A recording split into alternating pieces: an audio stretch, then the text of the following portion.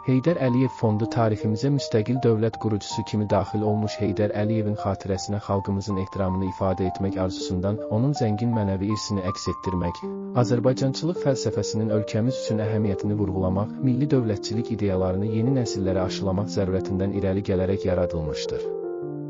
2004-cü ildən fəaliyyətə başlamış Heydər Əliyev Fondu təhsil, səhiyyə, mədəniyyət, idman, elm və texnologiya, ekologiya, sosial və digər sahələrdə müxtəlif layihələr həyata keçirərək yeni cəmiyyət quruculuğunda fəal iştirak edir. Ölkənin sosial-iqtisadi inkişafına öz töhfəsini verir. Heydər Əliyev Fondunun prezidenti Azərbaycanın birinci xanımı İSESCO-nun xoşməramlı səfiri Mehriban Əliyevadır.